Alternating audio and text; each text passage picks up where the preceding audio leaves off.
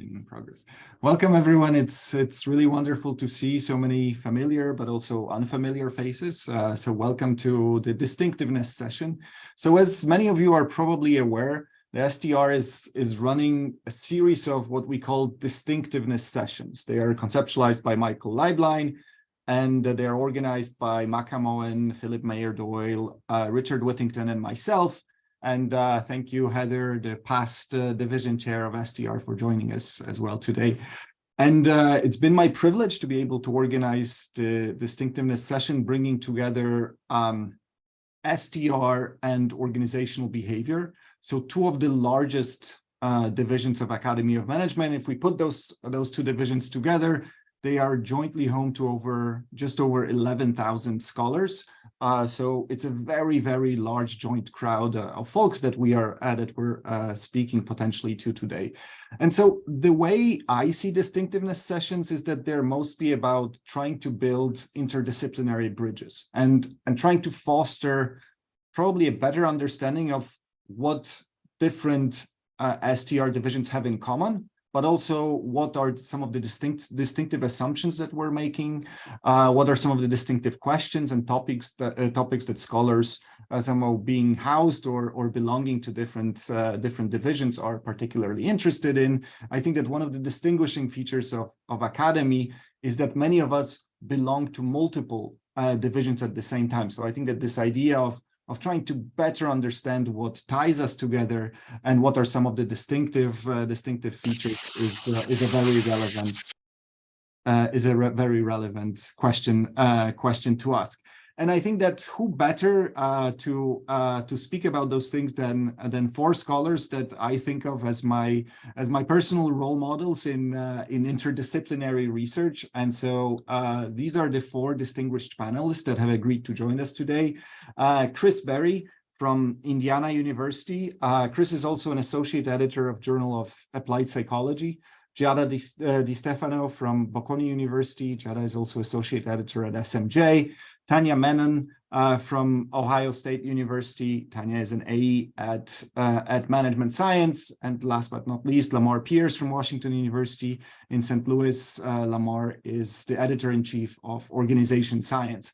So again, the way we're going to organize this session is that in this order, with Chris, Giada, then Tanya, and Lamar, I will ask these panelists to share some of their thoughts on three, again, with very broad questions. What do you see as distinguishing and potentially often implicit assumptions in the areas of strategic management and organizational behavior? Do you think that it would be beneficial to the management and organizations community at large to have a common set of also behavioral assumptions, but should we share all the assumptions or in a sense, given that we do make often distinct assumptions, at least what is the value in bringing that to the forefront and making them explicit? And finally, do you believe whether the future of our field as management scholars more broadly lies in interdisciplinary work, in particular for this session spanning the fields of STR, so strategic management and organizational behavior? Just as a preview, we have two upcoming distinctiveness dialogues. On April 5th, it will be STR and entrepreneurship, and on May 3rd, it will be STR and international business. Right. So as an STR division, we're really trying to create these dialogues with each of the or most of the other divisions within Academy of Management. So without further delay, I'm going to give it over to Chris, and then the way we're going to run it is that we'll let some of the panelists speak in turn. Please don't hesitate to put your questions in the chat. I will try to aggregate them together, try to summarize them if there is need for that. But at the end, we should have about 30 minutes, 25 minutes for a general discussion, Q&As, and so on and so forth. So please keep your questions also until the end, and then we can open up to a more general discussion. Thank you, and again, thank you all for joining us today. All right, yeah, thanks, Tomasz. I'm going to try sharing my screen here. Everyone see the slides? Yeah. Great. Okay. So I am Chris Berry. Hi, everyone. When Tomasz asked me to join this session, I warned him that I know very little about the field of strategic management. So if, the little I do know comes from a lot of job talks and a handful of research presentations from my strategy colleagues over the years. So if I say anything today about strategic management, please take it with a grain of salt. I know a lot more about my field of OB, so I'm going to talk in my little presentation here more about OB, what we focus on, what are some norms and assumptions, some things that I think make us distinctive, and then at the end, just a little bit about some possible areas of connection between OB and strategy. Now, I've got up on the slide here that I'm going to give you an OB-HR scholar's perspective. That's because I'm a professor of organizational behavior and human resource management, or HR. So I'm also going to talk just really quickly about where HR fits in here and how it may show some ways or highlight some ways that strategy and OB might find some areas of connection. Now, because I'm going first, I thought I should briefly define what I mean by OB. So it stands for organizational behavior. It's a field devoted to understanding, explaining, and ultimately improving the attitudes, behaviors, and well-being of individuals and groups and organizations. And I've got up on the slide here just a handful of example topics. It's a big field, so of course this isn't exhaustive, but should give you a feel for the types of topics we study. So for example, we study employee attitudes like job satisfaction, commitment to the organization. We study employees' job performance, what it is, what influences it, what predicts it. Leadership, what are the most effective leadership styles or behaviors, what are the least effective, what motivates employees, what doesn't, and so on. I won't go through the whole list. Talk a little bit about our roots.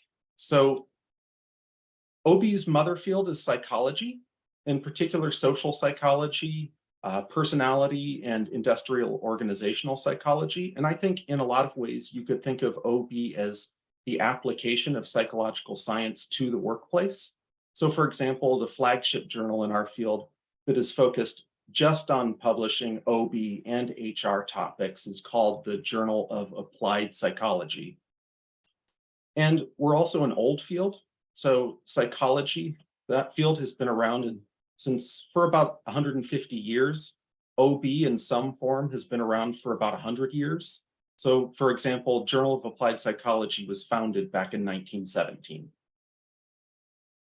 Coming from psychology, I think, has also resulted in a number of assumptions and norms in our field. And of course, there are more than are on the slide here, but these are just some noteworthy ones and some things that I think maybe make us distinctive.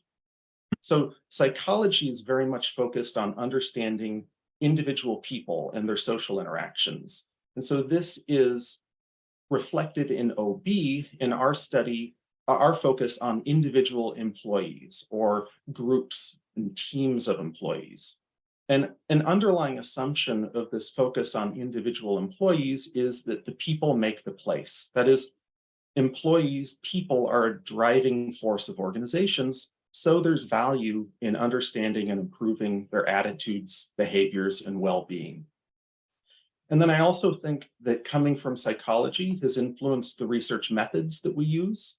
So, for example, like in the field of social psychology, experiments are quite common in our field. Like in the fields of personality and industrial organizational psychology, correlational field studies using employees as participants and then focused on quantifying relationships between variables for those employees. Those are very common. And then meta-analyses are also very common in our field. In fact, meta-analysis was originally in large part created and then developed by OB scholars starting in the 1970s. And then in our field, surveys are ubiquitous. I hardly ever see an OB study that doesn't include a survey of some kind. So the idea is that we're always trying to study these abstract psychological constructs like employees' job satisfaction or their personality. And so we often use surveys with items designed to measure those abstract psychological constructs. Another important point about OB is that it's part of the broader field of organizational behavior and human resource management, or OBHR. And at a really broad level, I think you can break down the topics in OB and HR into micro and macro topics. Micro topics are topics that are focused on individuals in organizations, or maybe groups of individuals. So the individuals are typically the unit of analysis. Macro topics are focused more on the organizations themselves. So the organizations are the units of analysis.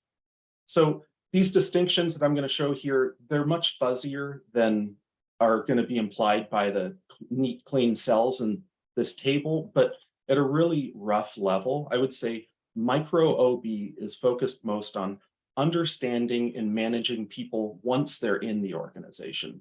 So things like what drives their attitudes, what motivates them, what leadership behaviors are the most effective. Micro HR focuses more on bringing people into the organization. So things like what are the most effective recruiting strategies, how to make decisions about which employees to hire, how to train employees. And so it's micro in that it's focused on making decisions, for example, about which individual employees to hire. Now, in the field of HR, there's also a field focused on macro topics. It's called strategic human resource management, and it focuses on differences between organizations in HR practices and whether those differences matter. So, for example, do organizations that have better HR practices, do they perform better?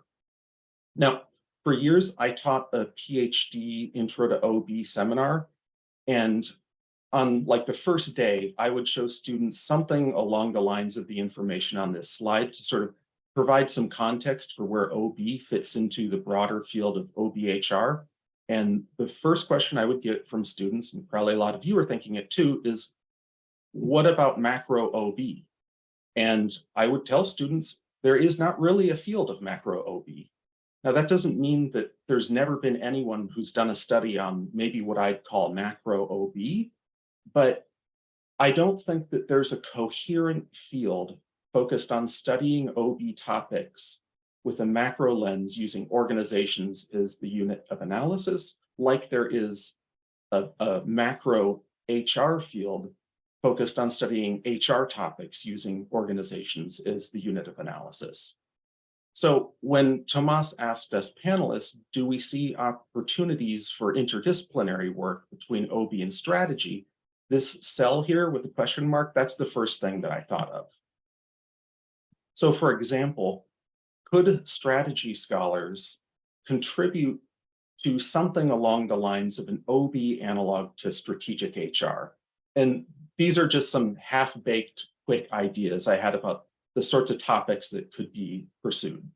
So for example, I think that in OB, an implicit assumption has often been that improved employee attitudes, behaviors, well-being will all translate into value for the organization. So it's not just good for the employees, it's good for the organization too. But I don't think a lot of work has explicitly tested that implicit assumption. Like, do organizations with managers who are better leaders or who have a more motivated or satisfied workforce, do they perform better? Now, I think that research would be really difficult to do because you would need good measures of things like organization level leadership or organization level motivation, et cetera. But I think it's an example of a topic where strategy scholars or a strategy lens could provide value to the study of OB topics. Here's a different idea. This is an idea for maybe a way that OB scholars could contribute value to the study of a strategy topic. Specifically, how do characteristics of top management team members affect what organizations do? So top management team members, they're people in organizations, and OB specializes in studying people in organizations. So for example, one of my colleagues here at Kelly, M.K. Chin, is a strategy scholar who does fascinating work on top management team members' political ideology. So are there other characteristics that matter and that we should measure? Now, that work, my guess is it's probably already being done in your field, but it's just an example of maybe a topic where OB scholars could provide some value to the study of a strategy topic. So those were just some half-baked ideas for interdisciplinary opportunities. I'm looking forward to hearing what my fellow panelists have to say about strategy and OB and whether they see opportunities for interdisciplinary work. So thank you. Thank you, Chris. This was fascinating, and thank you for the presentations. And to all the participants, again, please don't hesitate to put your put some of the questions either to a particular panelist or more overarching questions in the chat as we go on. And now I'll turn it over to Giada. Thank you, Giada. Thank you. Thanks, Tomasz. Okay, so I'm going to tackle this topic in a completely different way compared to what we heard from Chris, in the sense that I read the invitation to be a panelist on today as a completely different exercise, in the sense of thinking more about my experience as a scholar publishing potentially at the intersection between different fields, one of which could be that of OB. So let's say that I'm going to face this in some sort of existentialist way, in which I'm going to wonder what it means to be a scholar of strategy and what it means actually to be a scholar of strategy who works at the intersection. To talk a little bit about this, I'm going to share my history, which I think provides some background about what I'm going to talk about. So this is, now without animations, you see Tomasz face all over the slide, which should not be there. Okay, so this is a little bit of history of my journey in academia. So I started with my dissertation that was really on social norms and IPRs and their effect on affecting knowledge sharing. So you can see already here in the keywords that I was a little bit at the intersection between OT with this idea of social norms, team with the idea of IPRs, and potentially strategy in thinking about specifically knowledge sharing that could have affected the competitive advantage of organizations. In most places I went to when I was on the market, I did the job market as a strategy candidate, but there was one department in which I did it as an operations candidate and one department in which I did it as a meso OB candidate, which was not in the matrix, but they told me that here, I had no idea what that was, but they told me it was a thing, and they decided that I could have classified as a meso OB person. However, I started as an assistant professor in strategy in a strategy department. I was hired actually to teach entrepreneurship, so I was not really completely fitting with this idea of strategy. Back then, I was identifying myself as a team scholar, I would say, so technology and innovation. Over time, I grew fonder and fonder of more mainstream strategy, so with the growing involvement with STR, SMS, my job market paper was actually published on SMJ, and I've been doing some work. I was doing some work on dynamic capabilities as a field, which I think helped make people put me in the strategy domain because of this particular topic. However, if you look at the topics I was researching at the time, you will see that they are not your traditional strategy topics. So I was interested in things like reflection, more OB, I would say, narratives, more OT, status, OT, organizational climate, OB. So clearly going in different directions. However, if I think back about what I was doing in the different papers, there was always a strategy spin. So reflection, I was looking at the effect on performance. Narratives aimed at sustaining strategic change in organizations. Status, to look at how organizations react to status shocks. Organizational climate as a way for firms to prevent the leakage of proprietary knowledge.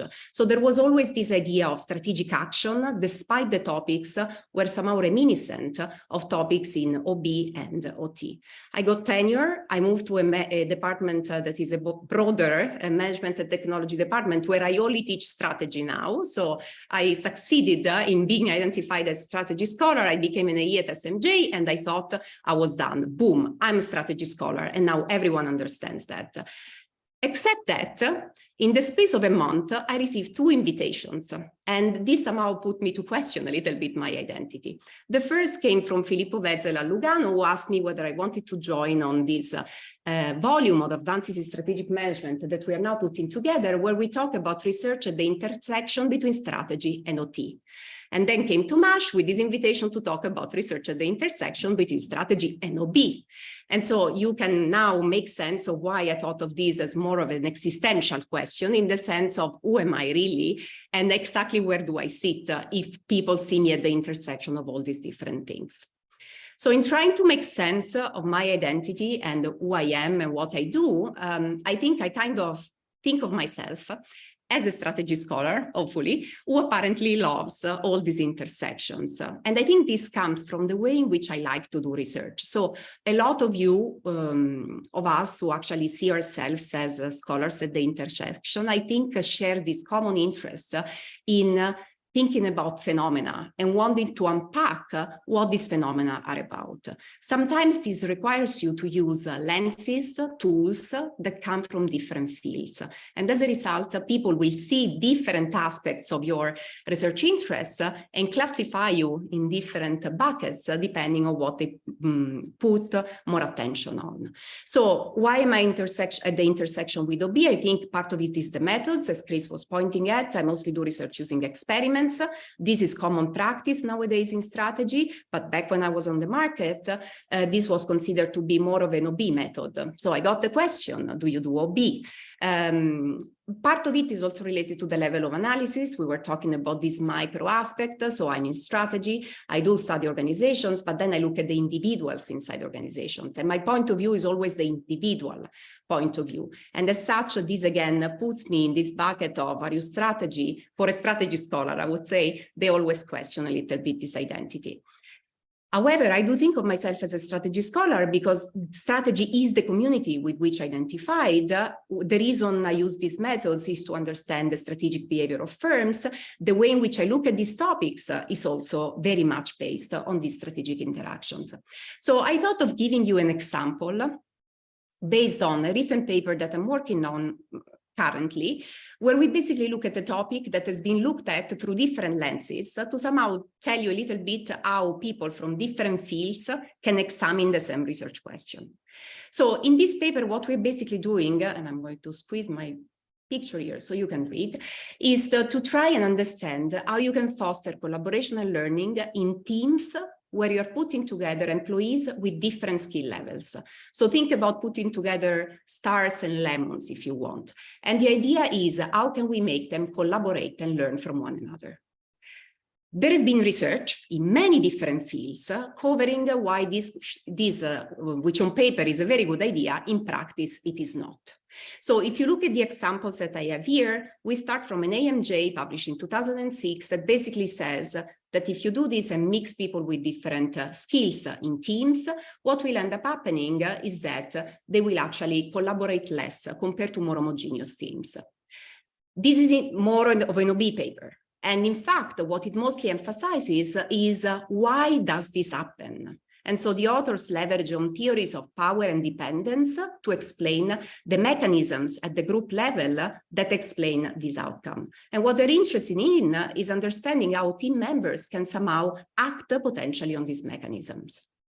Then there is the second paper, Carell et al., which was published on Econometrica. And in this case, you again have an experiment with freshmen at the Air Force Academy. And what they're basically looking at is they want to document the effect.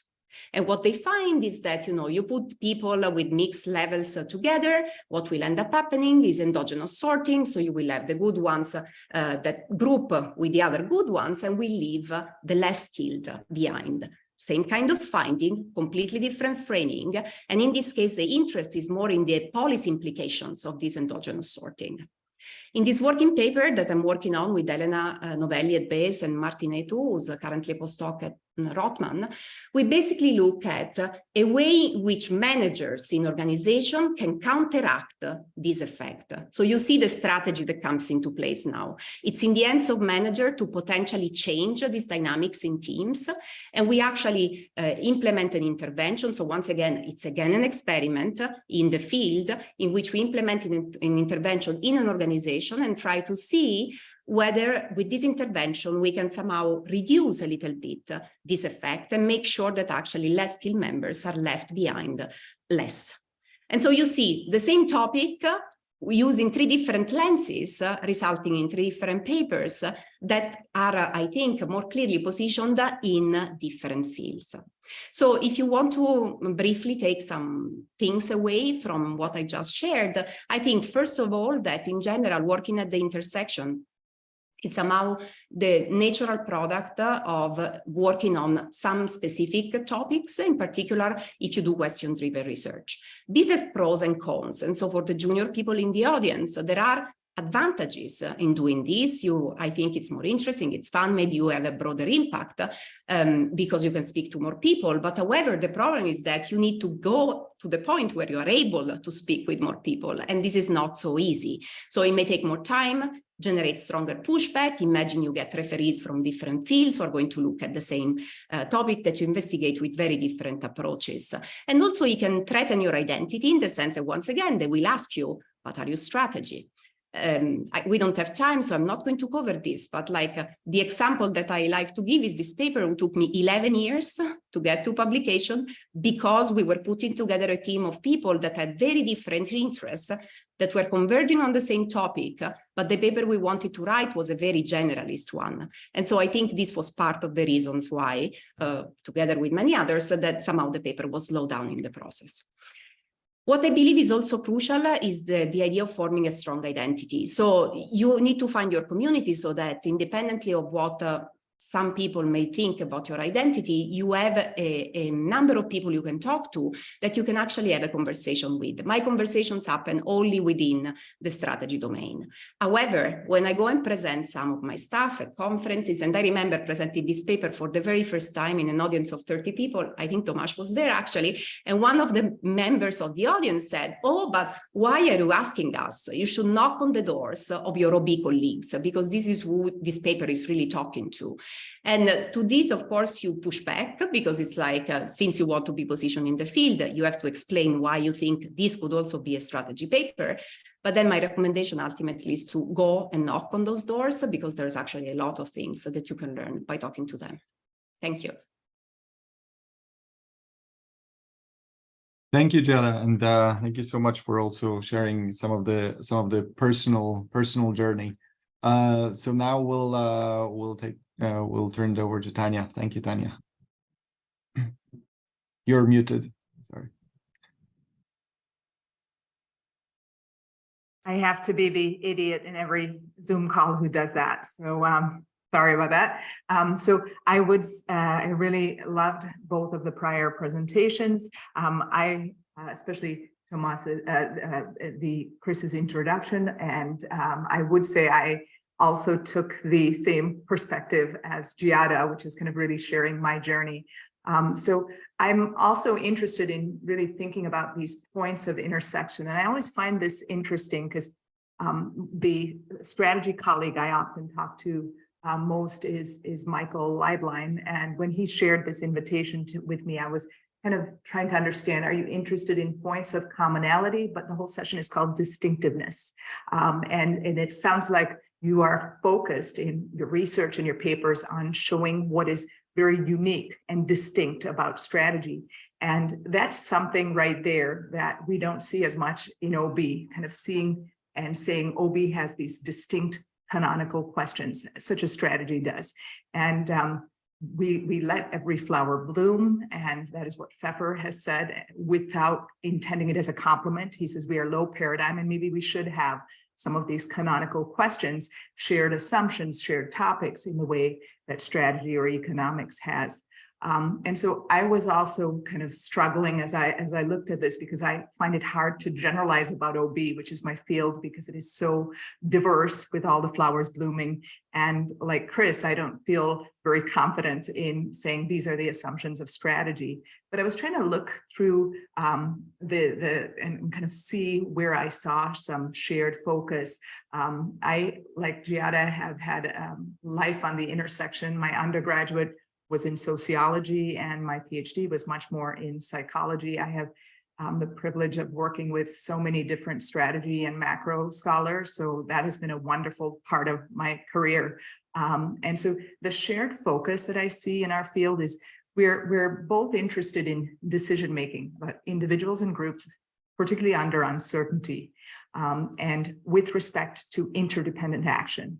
And so in OB, that tends to be negotiations, teams, cross-cultural research, which was where I first started, was really on when we behave in more independent ways, in more interdependent ways. And so this focus on interdependent action is really what Leiblein, Royer, and Zenger talk about as what makes a question very distinctively strategic. But I think we share that assumption in OB.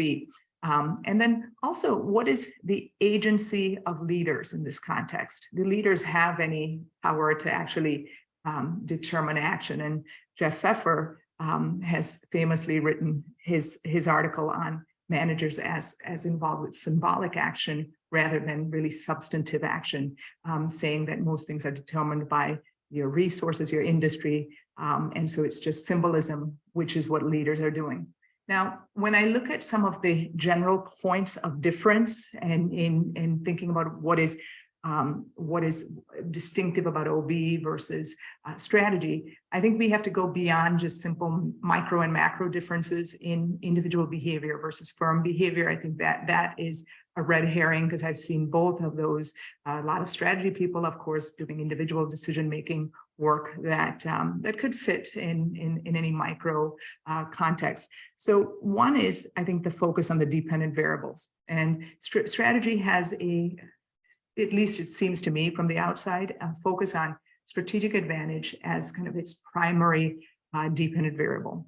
And OB has some broader dependent variables. And so Barry Staw, this was a famous article that was assigned to maybe many of you when you took your first year OB classes. And he says, well, we focus in OB on, performance. We focus on satisfaction, we focus on turnover, we focus on absenteeism. And that set of 4 variables have been the traditional variables. And you'll see it in HR as well. But he said there's also a lot richer variables in OB. It's creativity, dissent, stress, for example. And that's what he said in 94. And many of these don't have any direct links to performance. And even since then, the range of our dependent variables has only grown. The other thing that I think is interesting is kind of how we think about decision processes. And so with decision processes, one of the models we like to talk about is this attitude model, which is the ABCs of attitudes are affect, behavior, and cognition. And I think both of us in strategy and OB, we've been strongly influenced by the decision theory work of Kahneman and Tversky. So a lot of this is cognitive biases, cognitive errors. And in strategy, I see a lot of focus on cognition, but less on affect and emotion. And an exception of that is the work of Professor Hui in INSEAD, right? So how does emotion also affect our decision-making? So I see maybe it's more emergent in the field, whereas OB we love to talk about affect and feelings and emotion. The other side that I think is kind of where OB is kind of less focused and it has been criticized sometimes is, a lot of OB, especially group behavior. There was a famous article that was written by Richard Moreland where he said, we are sitting here focusing so much on attitudes and cognitions, but not enough on behavior, because behavioral variables are harder to capture. And so I think we have, because our variables sometimes aren't as so cleanly focused on performance and behavior, we kind of get lost in the attitudes and perceptions rather than getting those behavioral outcomes and maybe you've seen some of that in your reviews that people complain about. The other distinction, I think, is with respect to the concept. So those were about decision-making. With respect to interdependence, I think we think about interdependence in a different way. For organizational behavior, it is more interpersonal interdependence, how people are interdependent on teams and negotiations. And strategy has that kind of interdependence in a social sense, but there's less focus in OB on interdependence across time. And in strategy, as in the Libeline et al. Article, there's much more focus on, if I say this and do this, how is it going to affect things down the line? And I think we are less adept at that. So let me give you some of my attempts to, like Giada did, kind of be at this boundary. And so my dissertation was very clearly an attempt to think about how this boundary works. And so my question in my dissertation was, how do we value knowledge in the organization versus between outsider information, knowledge of consultants, knowledge of competitors. And I was particularly focused on the knowledge of competitors. And what was interesting to me is, do managers actually value external knowledge more than internal knowledge?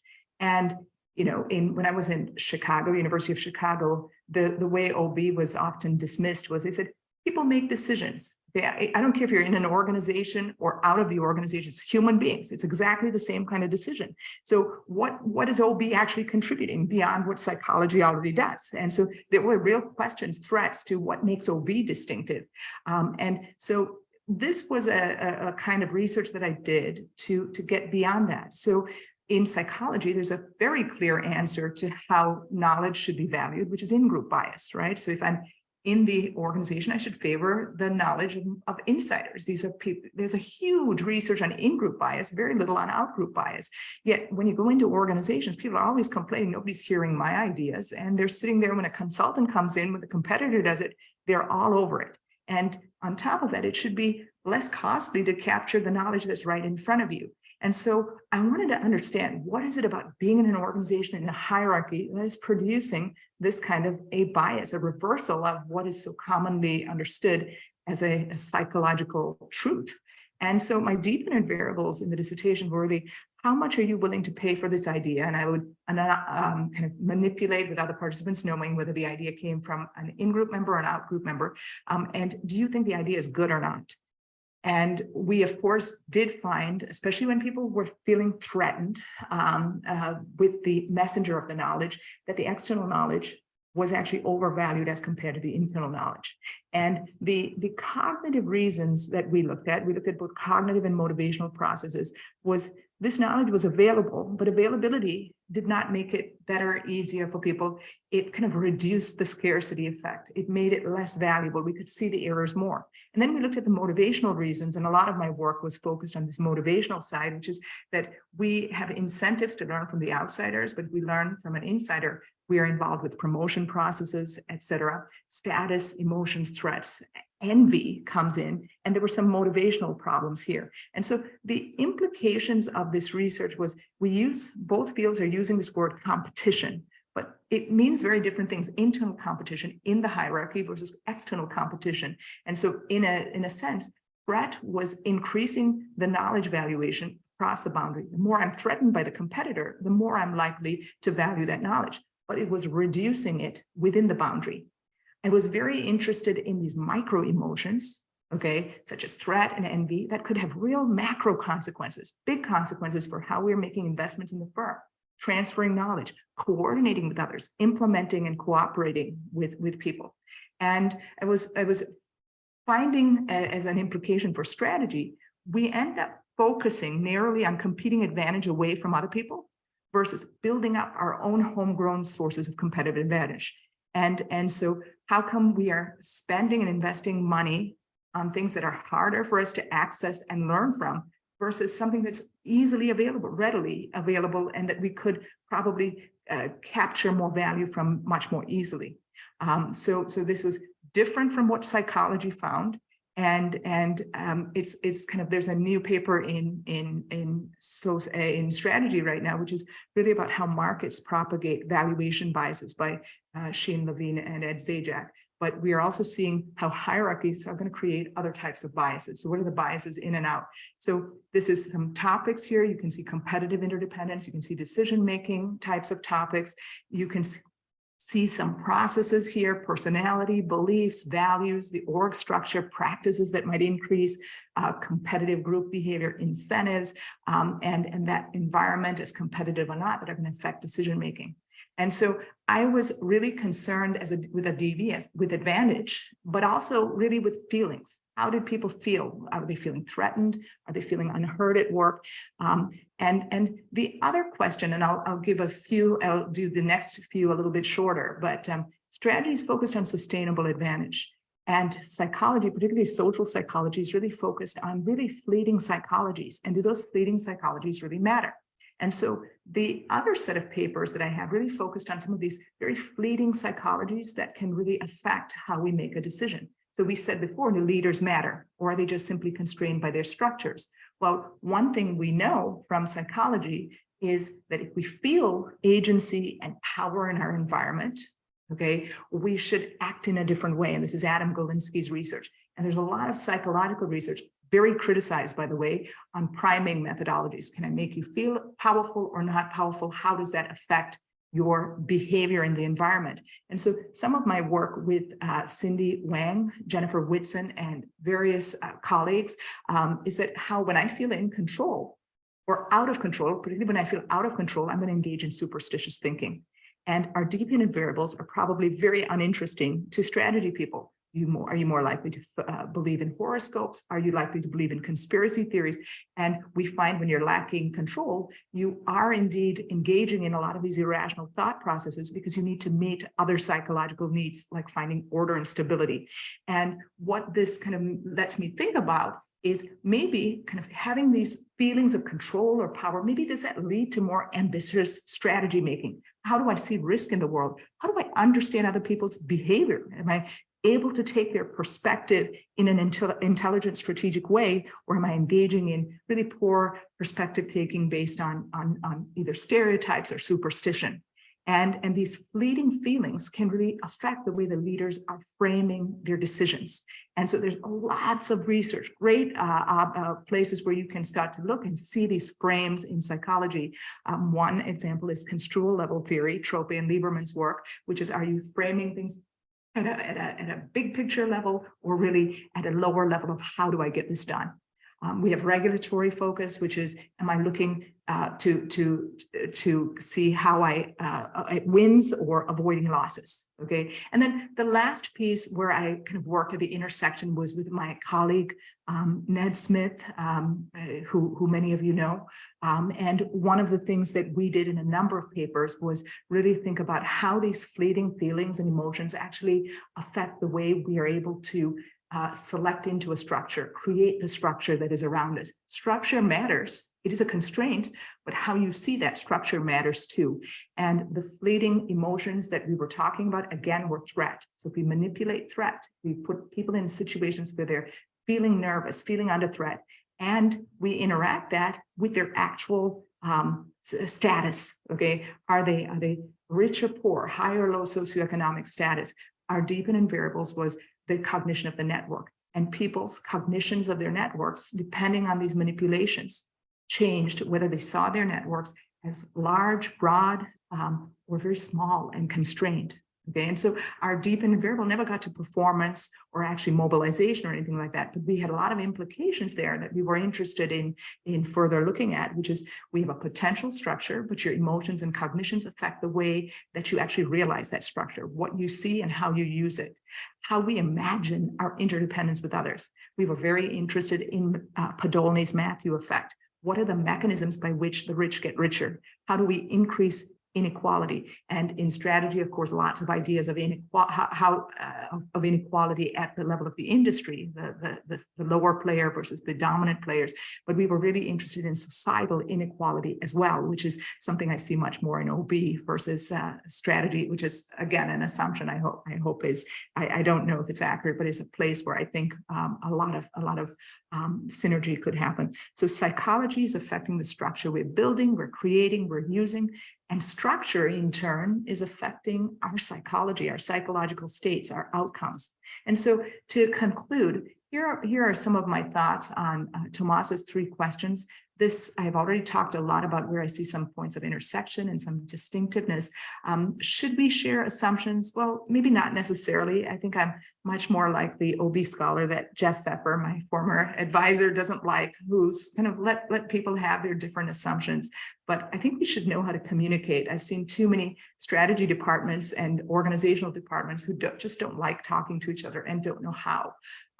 The future of the field, I think there's potentially fruitful collaborations. I'm always hopeful for more, but I see our world continues towards specialization, and we'll always have a few boundary spanners like us weird people in the room who will try our best to kind of build these bridges. Thank you so much.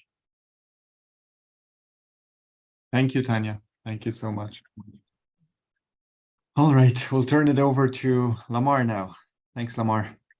All right, great, thanks. One of the joys of going last, of course, is that oftentimes all the points you're going to make get taken. So I was sort of here in the background trying to get ChatGPT to put together a new talk for me. But ultimately, I decided I'd just go with what I had. So I echo a lot of what's been said here. But my interpretation of this question, the way I approached it, is I think very, very similar to Giada's. And in fact, my story is actually similar to hers in a lot of ways, only with fewer job talks and fewer job offers as well. I have an interesting background. I have a really strange background. And part of that as well is this idea of being at the intersection of strategy and OB and a number of other fields in a way that I think defies categories. And I think as our sociologist friends have shown us pretty consistently is that we as humans naturally, cognitively like to put things into categories. And it's often very difficult for us when people don't fit into categories. And so, for me, this was always such a struggle early on because I didn't look like a strategy person and I didn't really look like an OB person. And so in some sense, people might have been happy if another department hired me, but they're a little reluctant to do it themselves. I actually did a little exercise here just to kind of see where I do fit. And I looked at my publication records. And actually, of all the fields, I have more publications in OB Psych than I do in strategy. Now, one of the reasons I ended up here at WashU is, as Tanya had mentioned, is not about me, but about Todd Zenger, which is Todd Zenger was basically I think of him as the founder of our department and really was the person who brought me in and hired me. Todd was, I think, years before me, and was basically somebody who came effectively out of OB, but was a strategy person. And, and I think much like me or, some others who span boundaries, Todd couldn't get a job either. And so he ended up here, and there's, it's not a sort of random event that our department has hired a lot of people like this, I think. And I think it's built a different niche. And of course, it's not a random event that Todd's worked with Tomasz or, a number of other people here, is because, there is a huge value and there has historically been an underrepresented value of this kind of cross-sectionality. And so, how do I think about this? I think of strategy much like Michael Porter's "What is Strategy" article in HBR, and maybe this is not academic enough. But when I think of strategy, I immediately think of that wonderful little bubbles and connectors chart that basically talks about the complementarity of activities and why complementarities of activities are so important. And if you look at that article, or if you think about strategy that way, you notice that if you're studying strategy or considering strategy, that everything that's going on in those individual bubbles is important, and it's important for us to understand. For me, what that involved was, even though I came out of primarily an economics training, was going inside those bubbles and trying to understand them all. So I wanted to understand operations, I wanted to understand psychology, I wanted to understand non-psychology parts of organizational behavior, all sorts of different types, because ultimately, what for me has been really interesting is this idea of how do all these pieces fit together. And so, when I think of strategy, what I'm constantly thinking of, and I think this is probably why I'm in a strategy department, is even if I'm not studying firm level performance on the left-hand side, which certainly was absolutely dominant when I came out of graduate school. Even if I'm not studying that, I'm constantly thinking about how something that I study about people, or something that Giada studies about people, or anybody else, or Tomasz, how that ultimately rolls up to firm performance, how it interacts with other elements of what the firm's doing. For example, what technology is happening? What are the means of production? What is sort of the product placement? A whole number of elements. How does that one element of what is being studied in a paper ultimately interact with everything and ultimately sort of aggregate up to what we think of as firm performance? And that's kind of the way I think about it. Obviously OB has been much more focused, and I think sort of Chris laid this out, much more focused on sort of micro mechanisms and also team mechanisms. And I think that's been a huge strength.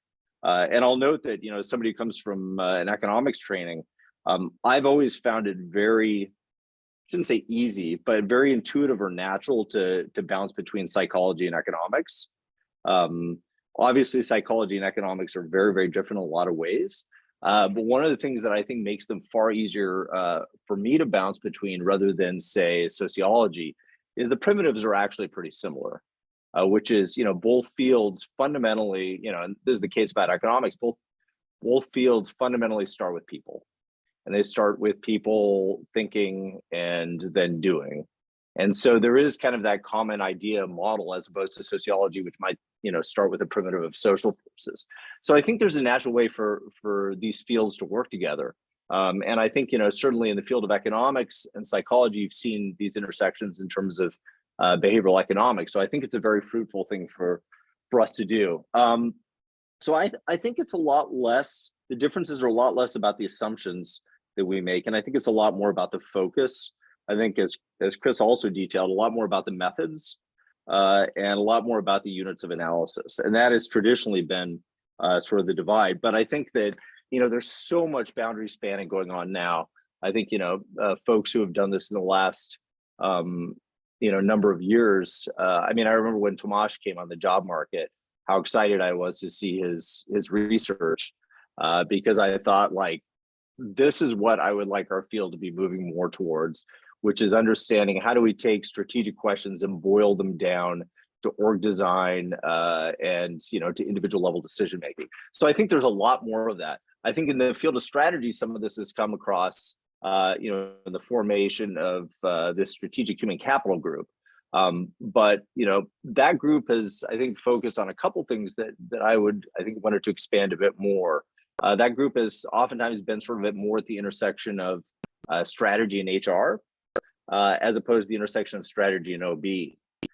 And so, for me, I think I've always felt like a little bit of an outsider because I think there was a lot less OB in there than I would have liked. I think, the other thing that like strategic human capital could do, I think, is expand what its focus is in terms of outcomes. So, in the field of strategy and strategic human capital, a lot of times, the primary question of interest, goes back to Gary Becker, this idea of how do we think about who captures value and how that value gets divided up.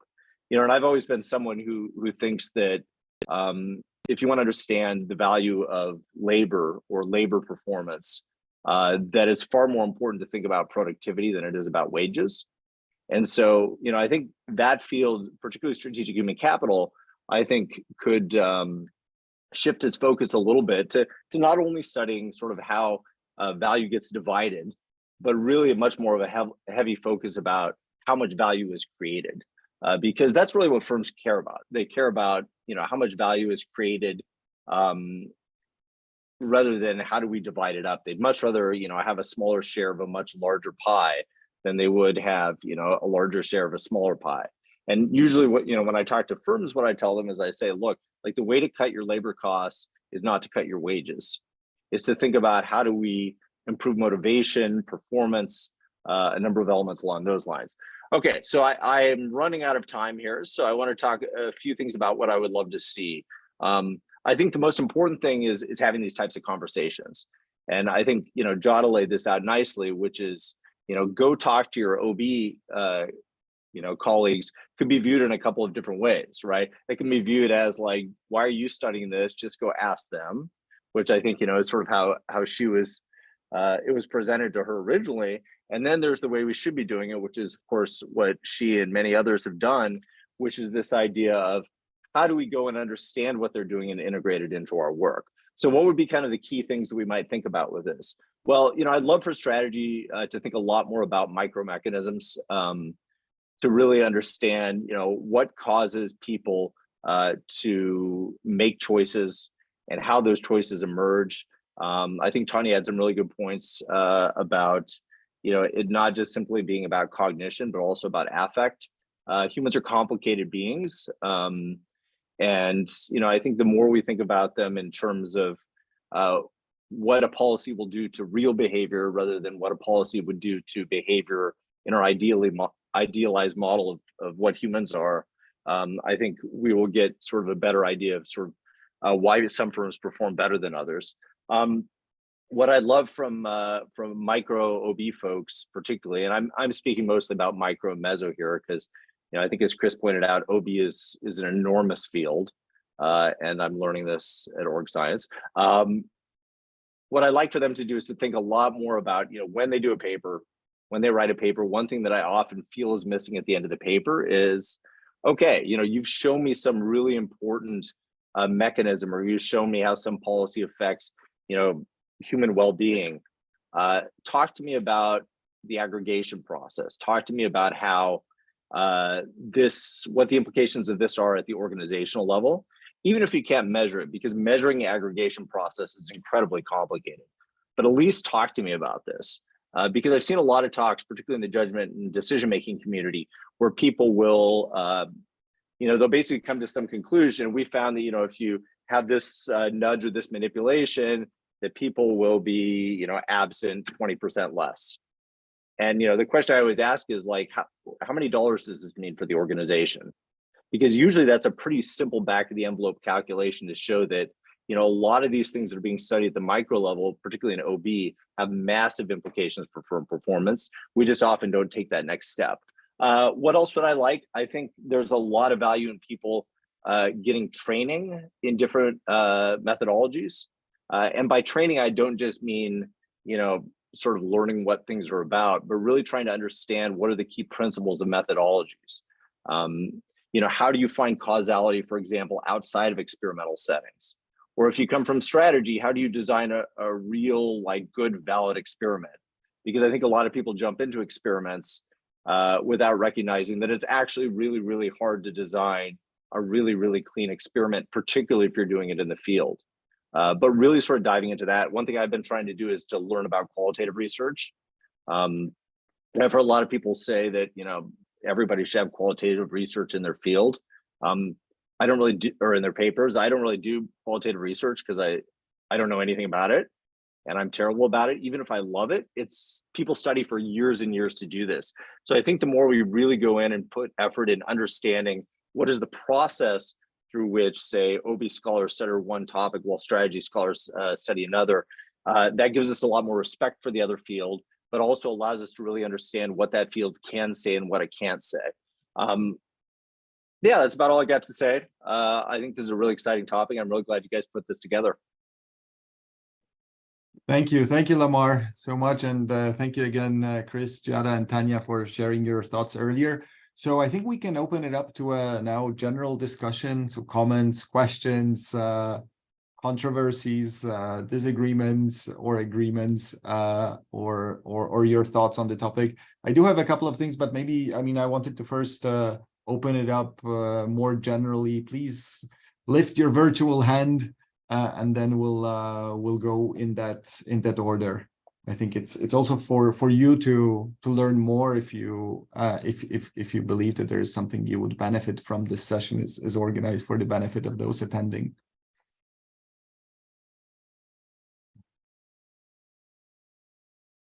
Don't be shy.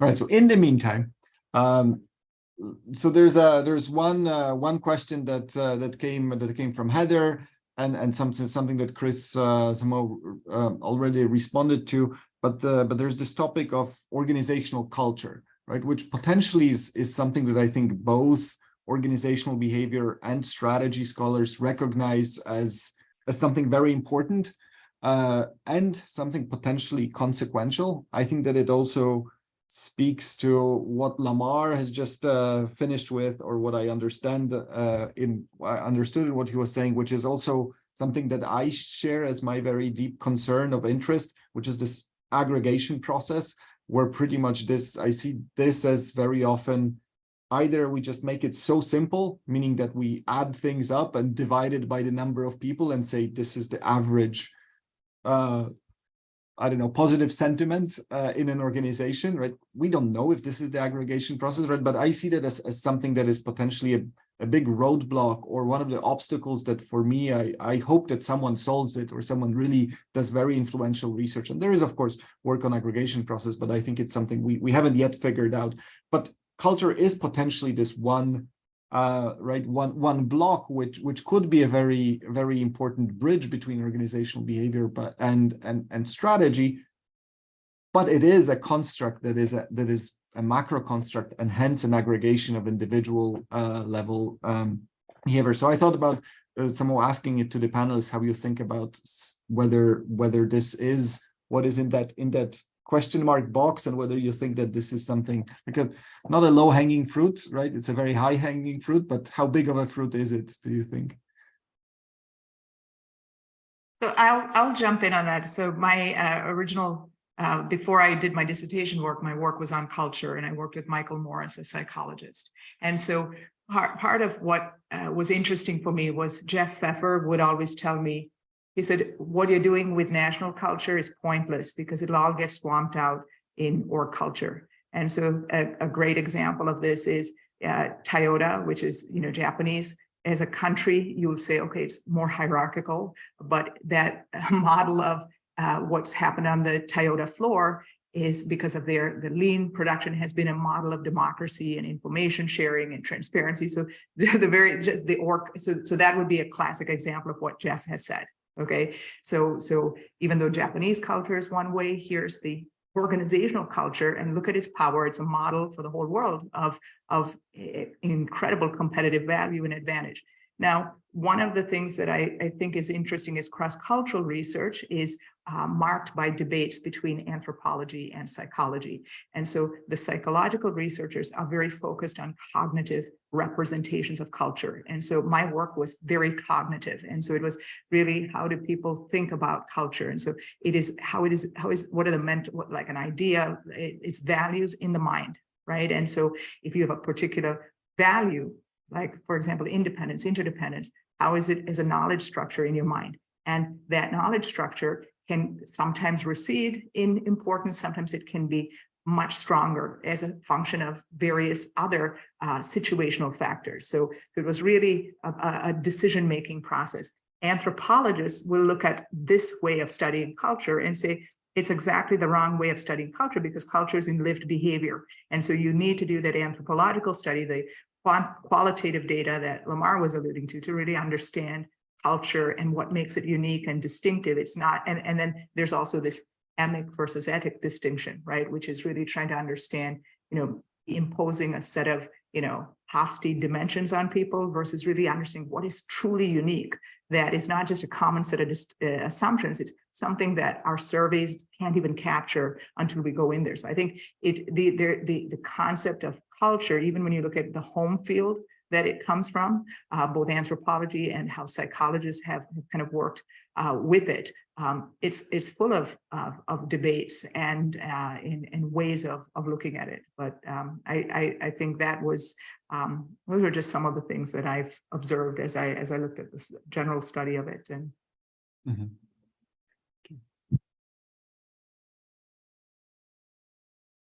I'll jump in and make a really quick comment on this.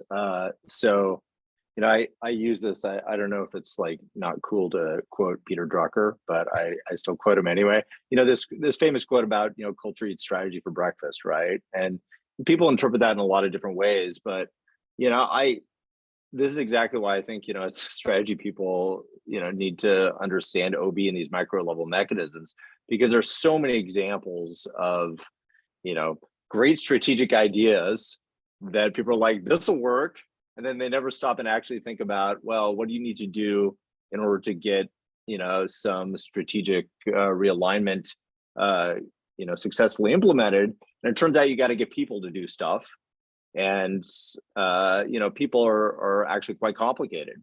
I managed a production line at Boeing, and technically my job was to figure out, which parts needed to get produced when so we could deliver planes. And the vast majority of my job was trying to get people to do stuff. And that was complicated.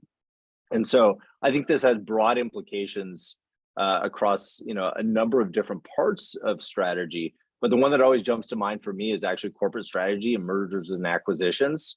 Why do mergers and acquisitions fail? Well, there are a whole bunch of reasons why they do. But a number of times is because the investment bankers don't actually look and think, will these two parts of these different companies, when put together, actually work together successfully? And a lot of times, culture is the big obstacle for that.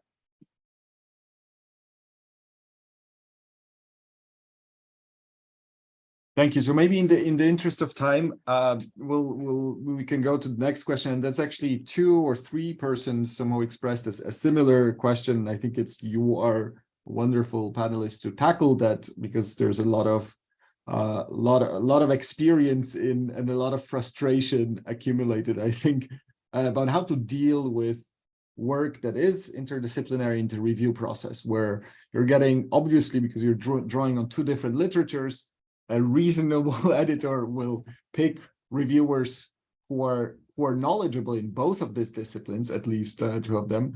But then what you end up doing is you have to you either have to deal with orthogonal recommendations, or you have to deal with one of the reviewers saying, well, it's been done in the OB field, or it's been done in the strategy field. So how do you manage that process?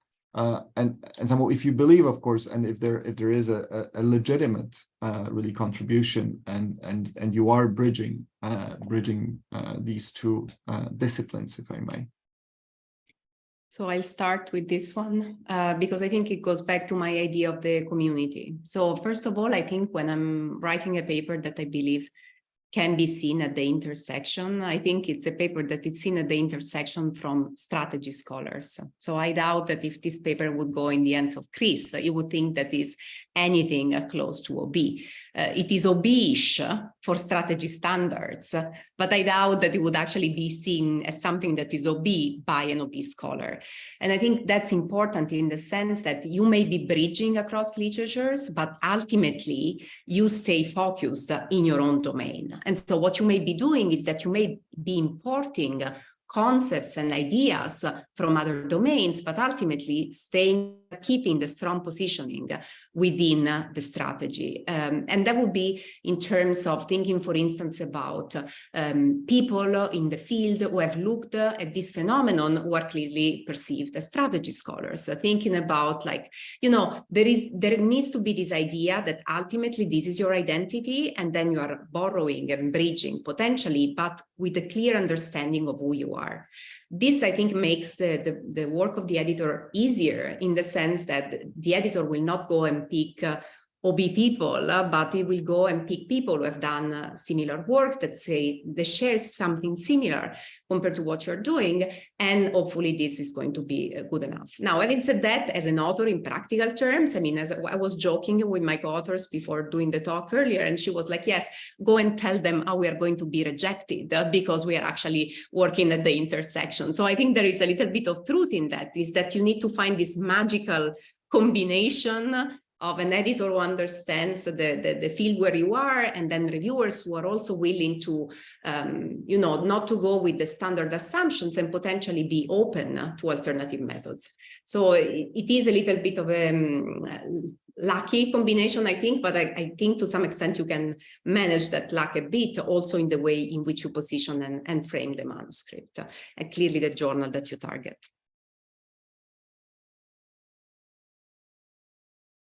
And I would add to that those are great points. But I would also say, you've got to be able to convince both sides. If your OB, for example, reviewer really is right that we already know this, we've already studied this to death in the OB field, or vice versa. If you're an OB scholar going to a strategy journal and they go, we already know this, we studied this to death in our field. That's a real problem. And so that's something you've really got to think about ahead of time. If you're doing intersectional research, you've got to, it's hard, but you got to know that other literature and make sure that they haven't already answered this question conclusively. I would add here onto this one, which is one of the things that was one of our great frustrations in sitting in at UFC, was that all the behavioral economists would come in with these brand new findings, and they were things that psychologists had done in the 1960s. And they would just simply, it's so frustrating to see it. And they would simply sit there and publish this work. And as if it was brand new, we're discovering all of these phenomena that we're like, that was in my undergraduate class in psychology. And so there's something I think that's interesting about this intersection point, which is status, and how status is working, and how at the intersection, some different things have happened. And so one thing that I find is, Lamar was making points about where he's able to speak to different departments easily, or different fields easier than others. So one field that I think has been totally consumed is sociology by economics. So all of the work that Gary Becker started was saying, I'm going to use our methods to really take over the field that was sociological domains, such as marriage and education and all kinds of other questions. And so those methods of economics really took over that field. Psychology, to his point, has had a much more fruitful conversation with economics. Economics didn't take over psychology. In fact, psychological assumptions and insights were informing the whole, and transformed, as we know from all the Nobel Prize winners, Richard Thaler and Tversky and Kahneman. All of these have really transformed the field of economics. So I think there's different ways that these intersections work, which is where one field really eats and outdoes the other, and one which is where those assumptions really create some more synergistic potential. Yeah, let me just jump in briefly on that. I think that's a really good point. And, frankly, the older I get, the more that I love sociology, because I think sociology is just fascinating. I think really captures things that economics didn't get for decades. I think one of the big challenges, and, I know Tomasz particularly knows this, is that, I think economics has gotten a lot of traction because of the formalization, the ability to basically model things mathematically, which is, a sort of a common language for everything. As you start diverging from standard assumptions in economics, particularly when you start getting into, behavioral theory of the firm, the math gets really complicated, which is, of course, why you see much more computational solutions to org theory models.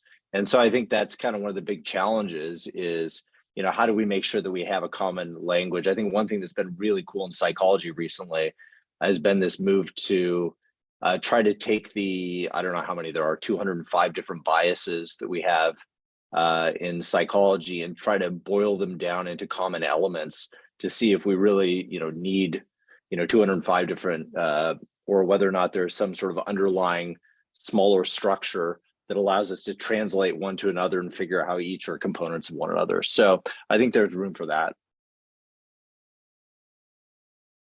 Thank you. And thank you again all for sharing your wisdom and your experiences. I want to be mindful of the time. We were scheduled to speak until 2 minutes ago. So again, thank you so much. It's been wonderful. This is going to be available as a recording to all of our Academy of Management community. So share it widely, and thank you all. And thank you again, Giada, Chris, Tanya, and Lamar for being here. And Tomasz, thank you very much for organizing this. It was a really interesting session. Thank you to everyone. Thank you for having us. Bye. Thank you. Thank you, everyone. Nice to see everybody. Thanks. Nice to see you.